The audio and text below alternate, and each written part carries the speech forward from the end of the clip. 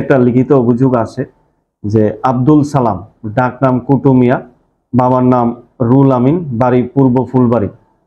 ও ও Facebook অ্যাকাউন্টে মানে BSF কে নিয়ে একটা আপত্তিকর পোস্ট শেয়ার করেছে।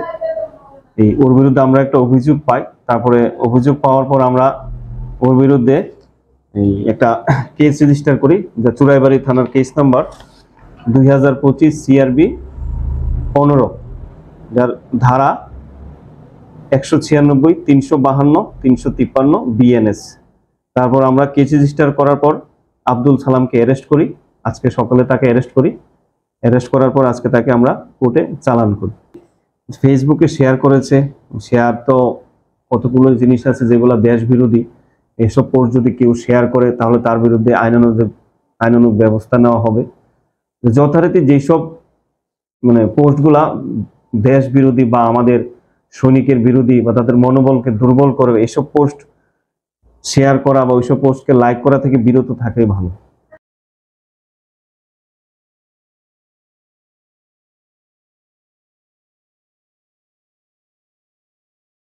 একটা লিখিত অভিযোগ আছে যে আব্দুল সালাম ডাক নাম কুটুমিয়া, বাবার নাম রুল আমিন, বাড়ি পূর্ব ফুলবাড়ি।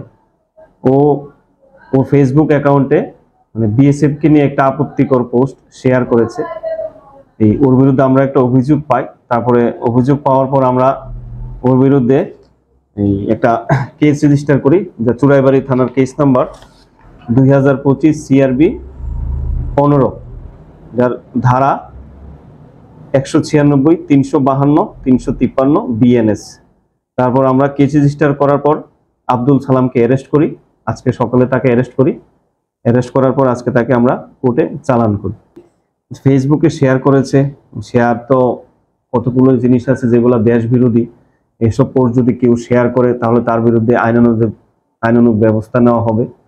যথারীতি যেসব মানে পোস্টগুলা দেশ বিরোধী বা আমাদের সৈনিকের বিরোধী বা তাদের মনোবলকে দুর্বল করবে, এসব পোস্ট শেয়ার করা বা ওইসব পোস্টকে লাইক করা থেকে বিরত থাকাই ভালো।